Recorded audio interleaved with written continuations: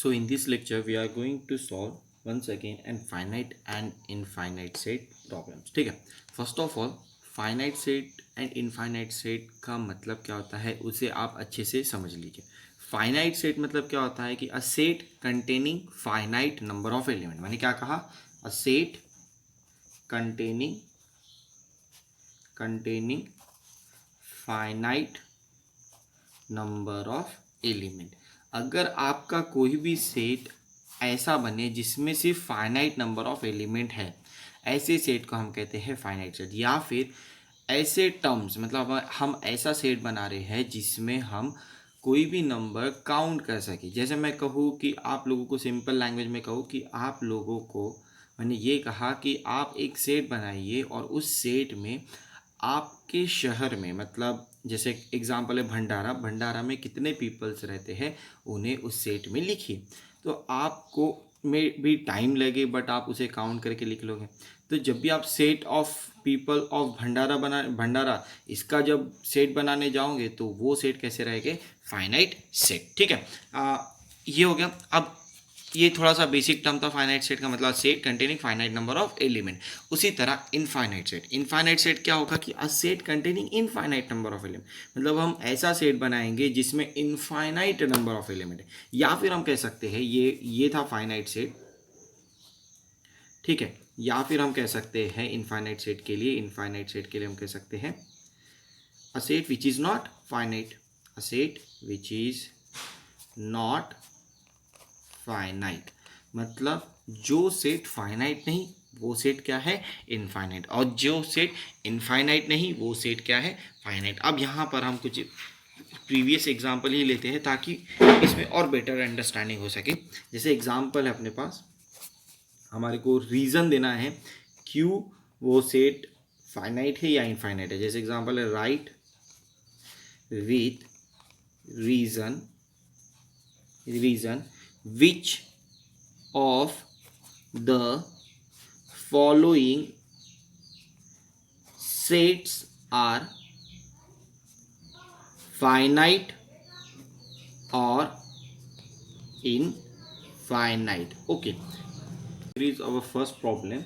Problem number 1 is को कहा गया है a is equal to x such that x is strictly less than 10 comma x is a natural number. ठीक है. आपको क्या किया? किस सेट दिया है? किस फॉर्म में दिया है? सेट बिल्डर फॉर्म में. आपको सेट कैसा बोला है? x such that x is strictly less than 10, x is a natural number. ठीक है. आप जो भी वैल्यू लोगे x की, सबसे पहली कंडीशन क्या कहती है कि आप जो भी वैल्यू लोगे x की वो किससे छोटी रहेगी? 10 से. अब आगे आप कंडीशन देखिए. क्या कंडीशन दी है? x is a natural number मतलब जो आप x काउंट करोगे, जो आप x लोगे वो का किसका नंबर है? नेचुरल नंबर का. अब नेचुरल नंबर कहाँ से स्टार्ट होता है? 1 से.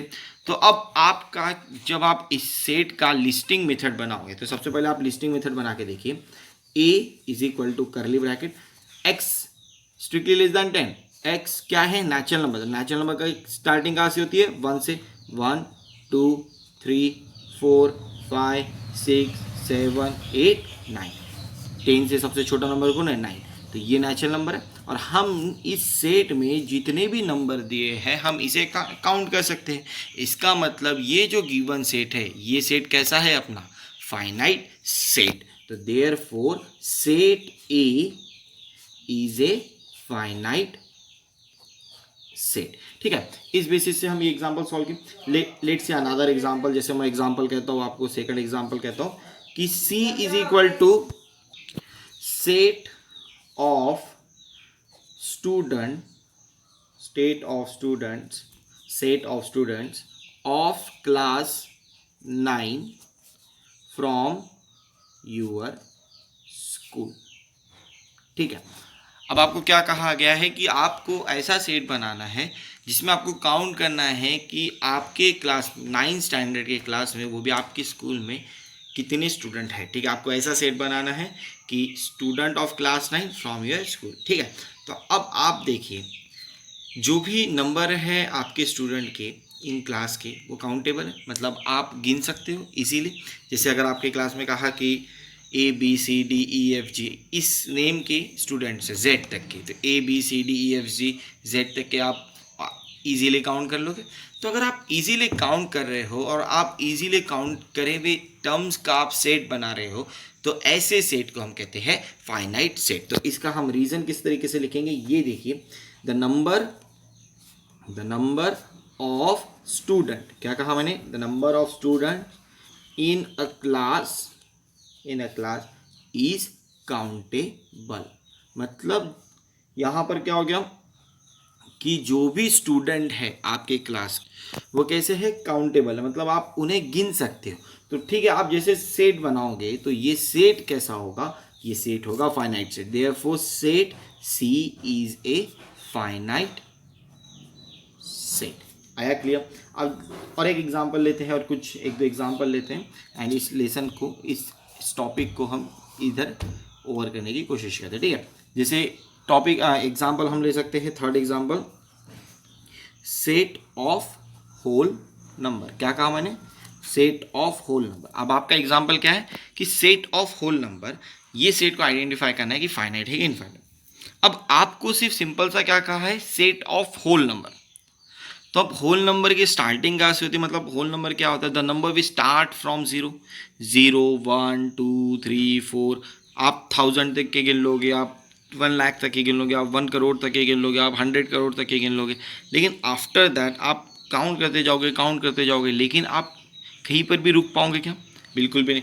तो जब आप ऐसे कलेक्शन का अगर आप सेट बना रहे हो जिसे आप काउंट ही नहीं कर पा रहे हो, तो ऐसे सेट को हम क्या कहते हैं, इनफाइनाइट सेट। ठीक है, तो यहाँ पर जब आप रीज़न लिखोगे तो आप इस तरीके से लिखिए, द सेट, यहाँ पर आप लिखिए the set of whole number is an infinite set.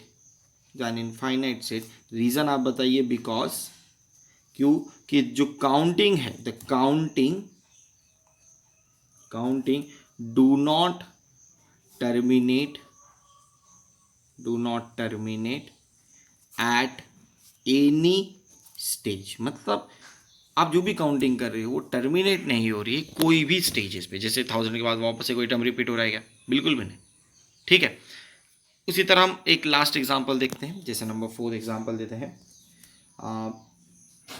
Set of, देखिए एक अगर सेट ऑफ होल नंबर बोला है, ठीक है, इस एग्जांपल की तरफ बढ़ने के पहले सेट ऑफ होल नंबर बोला है, तो इसका मतलब आपको सिंपल सा, अगर यहाँ पर आगे कंडीशन कहता set of whole number from 0 to 100, okay, तो वहाँ पर आपको क्या बोला है कि होल नंबर आप सेट बनाइए लेकिन 0 to 100 तक के। तो वहाँ पर क्या हो गया कि आपने कहीं तो भी स्टॉप कर दिया, आप उस टॉप टर्म तक के आप काउंट कर सकते हो। तो जब आप ऐसे नंबर काउंट कर पा रहे हो तो वो टर्म्स होते हैं फाइनाइट सेट के। लेकिन अगर आप काउंट ही नहीं कर पा रहे हो तो ऑब्वियसली वो सेट कैसे हो गए, इनफाइनाइट सेट। तो ये सिंपल सा सिर्फ इतना ही कहा था, सेट ऑफ होल नंबर। अगर मैं कहता सेट ऑफ नेचुरल नंबर, तो ये भी क्या होता है, इनफाइनाइट सेट। मैंने उसके आगे कोई कंडीशन दिया क्या, बिल्कुल भी नहीं। ठीक है, जैसे मैं कहता set of rational number, rational number में नेचुरल नंबर भी आता है, होल नंबर भी आता है, इंटीजर्स में भी आता है। वो कैसा रहता है, m/n, n नॉट इक्वल 0। आप लोगों ने रैशनल नंबर देखा ही है, जैसे ऊपर आइए, m/n, n नॉट इक्वल 0, और m, n ये क्या रहते हैं, आपके इंटीजर्स रहते हैं। तो ये ऐसे टर्म होते हैं रैशनल नंबर। रैशनल नंबर मतलब 0, 1, 2 so on, -1/2/3 and so on, 2/4 and so on. लेकिन 1/0 रैशनल नंबर होता है क्या, बिल्कुल भी नहीं। ठीक है, ये टर्म छोड़ के बाकी सारे के सारे क्या होते हैं, रैशनल नंबर, और स्क्वायर रूट वालों को छोड़ के, क्योंकि वो क्या होते हैं, इरैशनल। अब ठीक है, अपने एग्जांपल की तरफ आ जाते हैं last, set of apparatus in laboratory. ठीक है, क्या कहा आपको, set of apparatus in laboratory. आपको लैबोरेटरी में जितने भी सेट्स है उन्हें आपका, जितने भी apparatus है उनका आपको सेट बना। अब मेरे को आप सिंपल सा बताइए, लैबोरेटरी है, आप किस कॉलेज की लैबोरेटरी, आप को पता रहता है, डिपार्टमेंट को पता रहता है कि उसमें कितने हमने एपरेटस लाए हैं, मतलब कितने सामान लाए हैं, ताकि हम एक्सपेरिमेंट कर सकें। तो ये जो भी सेट बनेगा एपरेटस इन लेबोरेटरी का, वो फाइनाइट सेट बनेगा, क्योंकि आप काउंट कर पा रहे हो वहाँ पर। मतलब जो भी set of apparatus in laboratory कैसे रहती है, वो ज़्यादा बड़ी नहीं रहती, ठीक है, not that much, not large, ठीक है। जितनी अपनी पॉपुलेशन, जैसे मैंने एक एग्जाम्पल लिया था आप लोगों के लिए, सेट ऑफ स्टूडेंट, जैसे कहा था सेट, जैसे मैं कह सकता हूँ set of people from your village. अगर मैं कह रहा हूँ तो इसमें आपको थोड़ी तकलीफ जा सकती है, लेकिन आप इसे काउंट कर सकते हो। लेकिन वाइल, अगर मैं कह रहा हूँ वाइल, ये जो एग्जांपल है set of apparatus in laboratory, तो यहाँ पर जो भी एपरेटस मतलब एक्सपेरिमेंट के सामान जो भी है वो ज़्यादा नहीं है, मतलब उतने ज़्यादा नहीं रहते जितने पॉपुलेशन में गिनने के लिए का। तो ये जो भी सेट है, इस सेट में जो भी आप एलिमेंट ले रहे हो, इस सेट में जो भी आप एपरेटस ले रहे हो, वो आप काउंट कर पा रहे हो। तो ऐसे सेट क्या होते हैं, फाइनाइट सेट। तो यहाँ पर आप जब सॉल्यूशन लिखोगे तो किस तरीके से लिखोगे, the set of apparatus in laboratory is not large, therefore this set is a finite set, ठीक है। इन दिस वे आज हमने वापस से फाइनाइट और इनफाइनाइट सेट देखा, उसके ऊपर कुछ एग्जांपल्स देखा। फाइनाइट सेट का मतलब क्या होता है कि set containing finite number of element. Simple language में ऐसा सेट हम बना रहे हैं जिसमें से सारे एलिमेंट हम काउंट कर सकते हैं या फिर कहीं पर भी स्टॉप हो सकता है, तो ऐसे सेट को हम कहते हैं फाइनाइट सेट। इनफाइनाइट सेट मतलब जो फाइनाइट नहीं है, ठीक है, वो infinite set. So for today lecture, thank you very much. In next lecture we are going to start Venn diagram, subset, universal set, complement of set. Okay, thank you very much.